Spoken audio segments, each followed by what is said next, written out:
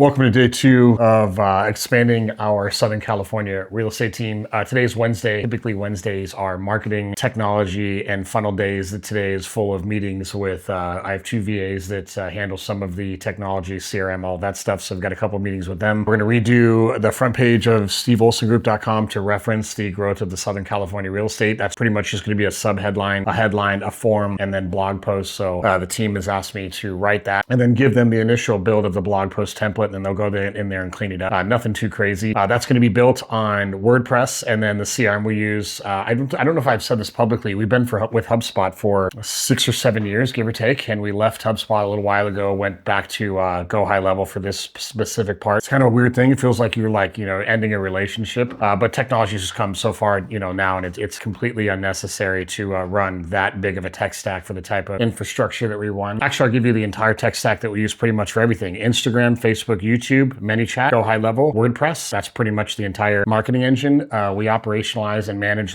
the fundamentals of the business from a data perspective on Notion. We have Integrately and Zapier that kind of connects a couple tools together from Reel and pipes in some of that data. And then we did use Notion for a project management system. We are probably going to move today or tomorrow to Basecamp. I've got a meeting about that later on today, mainly because we need something to invite clients into to hold them accountable to their goals, both on the team, the sales directors that I'm hiring for the inside part of the team, and the one-on-one coaching clients that I have. So we'll see if that's a go later on today. I do have a trial going with that. Everything that I'm using so far on it seems great. I just have some last minute questions to see, at what point does this break? I know it's not going to break. There's companies much bigger than we are, on these, and if they can make it work, we can make it work as well. So I'll take you on the journey of a little bit of, what it takes for content, technology, web, CRM, all of that fun stuff. I'll walk you through a couple kind of unique funnels that we run over and over and over again, specifically with ManyChat. If you're not using ManyChat in your business, you should. And I think after today's video, you'll see why it's so powerful. I'll just do the turkey sandwich I'll do avocado.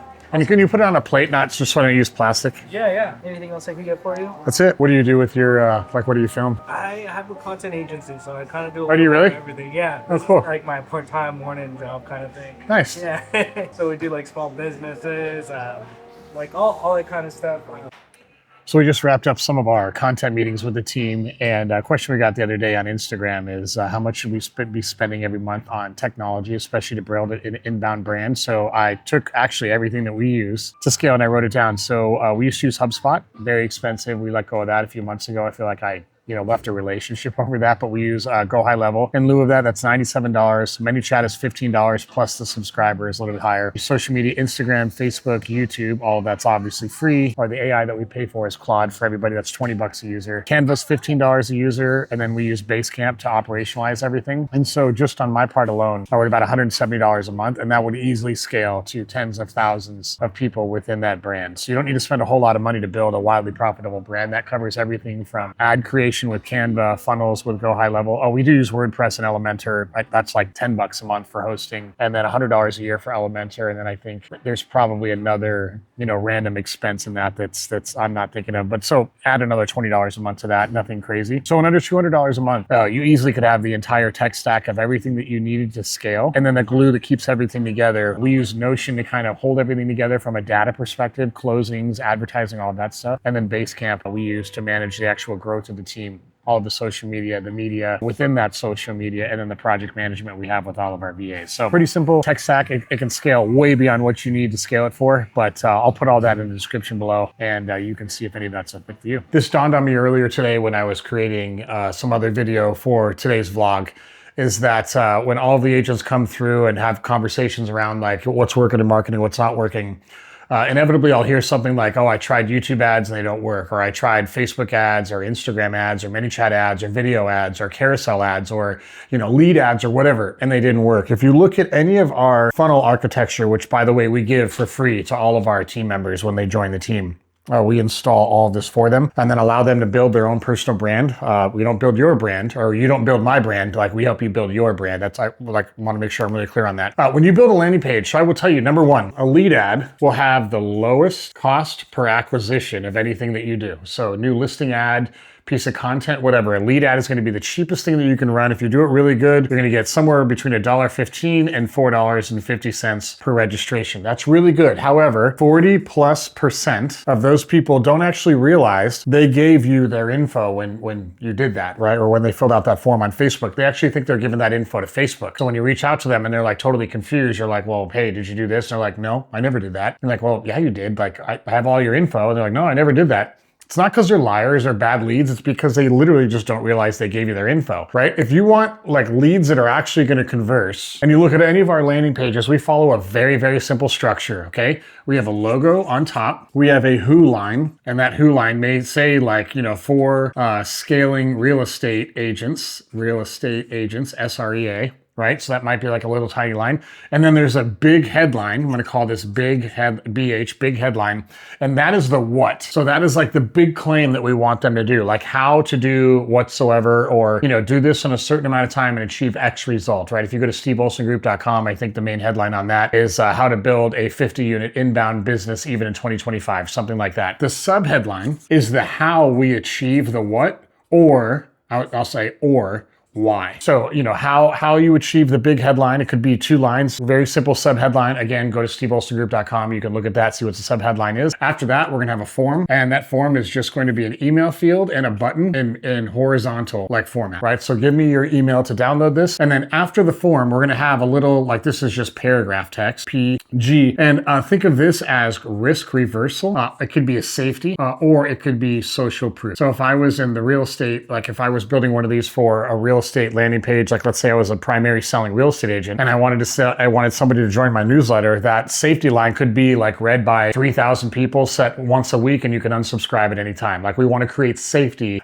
for what happens if they give us their info. If it's more of a social proof thing, you could say, 100% risk-free, no sales call, no obligation, something like that. Social proofs, kind of like what I said at the beginning, that could be how many people have done this before or how many people are a part of this. Or is there a refund guarantee? Is there a price guarantee? Is there like if it's a listing lead generation, you could say something to the effect of our listing agreements are day-to-day and come with no long-term contracts. You want to remove as much of that risk as you can after that form to make sure that they give you their info. If you get the what or the who, like for scaling real estate agents, how to build a 50-unit inbound business without cold calling or thing, and then the how would be even in a market like 2025 when interest rates are high and people are leaving the business more than ever before. Give me your email in this form, join for free, get for free, download for free, watch for free. That would be the button. And then the risk reversal would be, read by thousands, no obligation. You can unsubscribe at any given time. The reason why this works so well is that it highlights the value of the offer. Like there's no fancy design to this. Design matters. It needs to look great on mobile. What I'm saying is like, there's not really any images or anything like that. The offer does all of the selling. So if you've ever run an ad in your business and it didn't work, I wouldn't worry about like, was it a lead ad? Was it a landing page? Do I use HubSpot or Go High Level or Follow a Boss or any of that stuff? I wouldn't worry about any of that stuff. The first thing that I would ask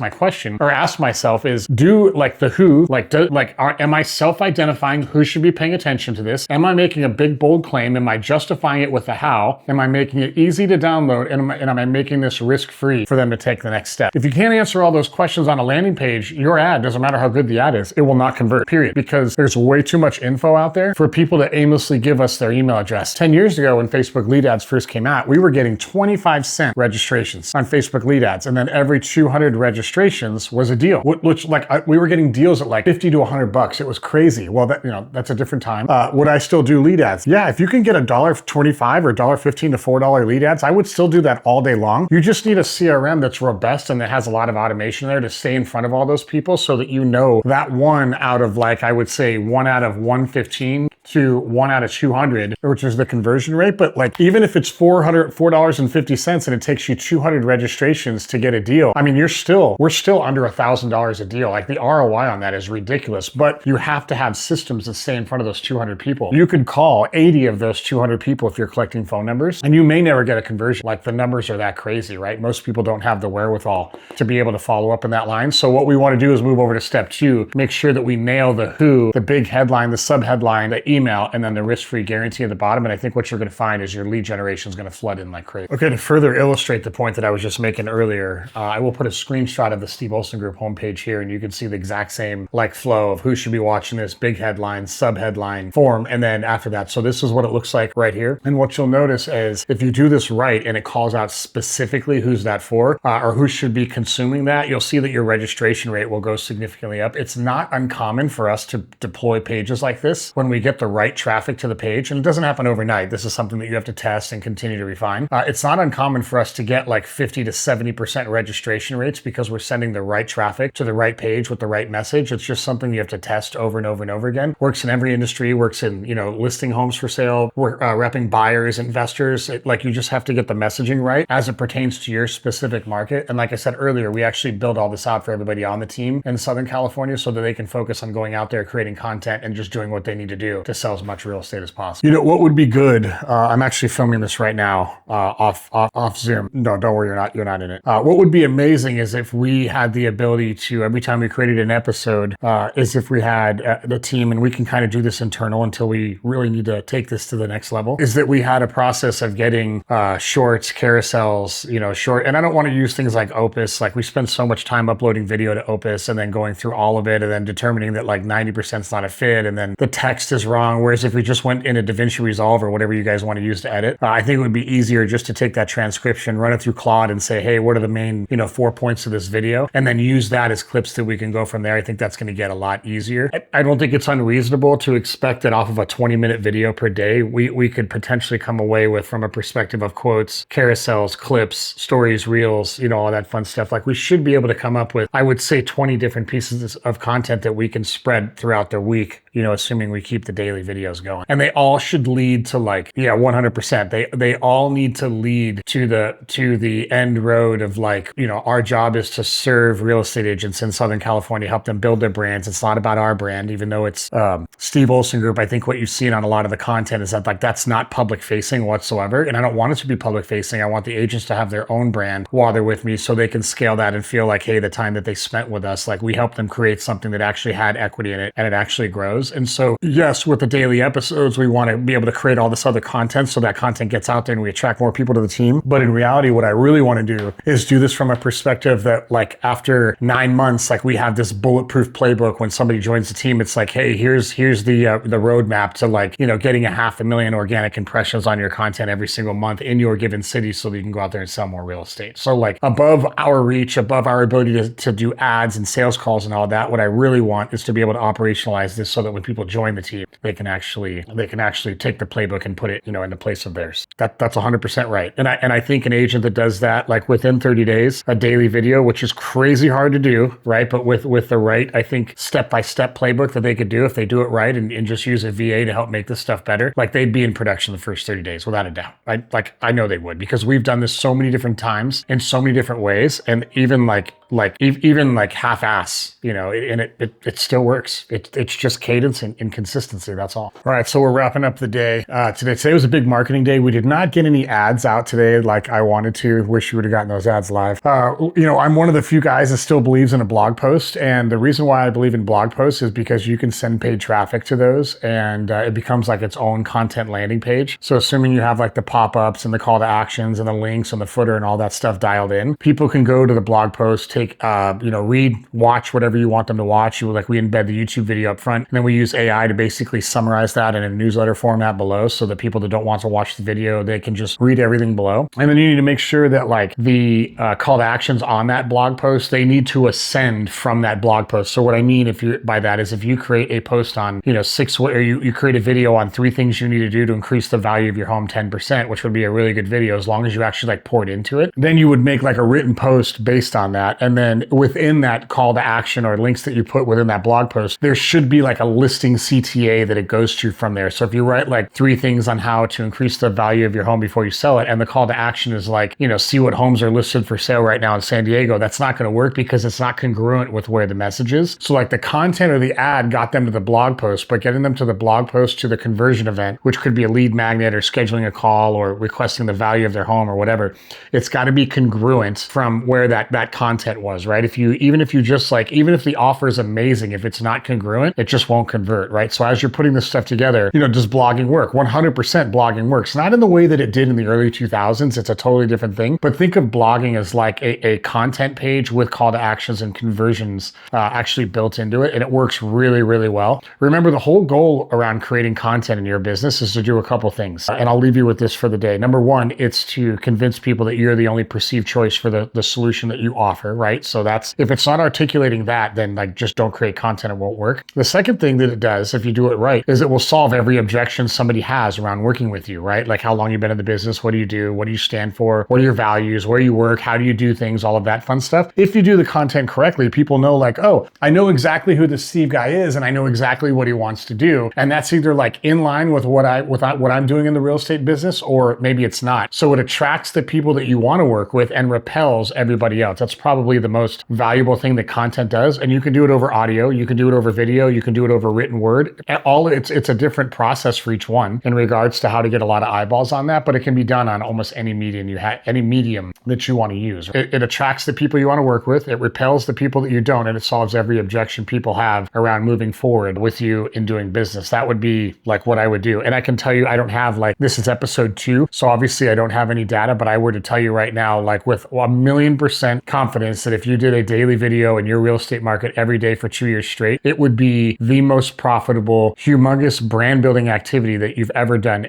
ever. And it's exhausting, it's tiring, it's hard, you can't ever turn your back on it. It's one of those things. But like, I remember first getting into real estate back in 2007, and if like you didn't make your calls every day, like you didn't make money. It was like phone or broke, period. Yeah, there was open houses, there was door knocking, but during the foreclosure and short sale days, if you weren't on the phone every single day talking with people, you were not making money. Content nowadays is kind of like the new, getting on the phone every day for 4 hours. And just to be clear, getting on the phone every day for 4 hours right now is still wildly profitable. The answer rates are a little bit different than they were in the old days, but it's still a wildly profitable activity. So I'm not saying that phone doesn't work, but I am saying if you go all in on content, it is today's version of the phone back then. Not AI, not automation stuff, not fake videos, not Sora. There's room for that, right? To kind of aid in what you're doing, but actually putting videos together, talking to your ideal client, repelling everybody else, and doing it so much that people, every time they see or think of you, they know like, oh, that Thomas guy, like he's San Marcos real estate. And he's just anchored to what I know about that. All right. So that's day 2. Hope this was all valuable. You guys should, if you don't already have the email, I will put a link in the description below. Just go to steveolsongroup.com. The form is right there in the front of the site. I will give you a digest of all these videos every single week sent right to your email. It's totally free. No sales pitch. You don't need to sign up or pay for anything. And then you can join me on the journey of building a massive team or expanding the massive team here in Southern California. All right. Until next time, I love you all. See you tomorrow.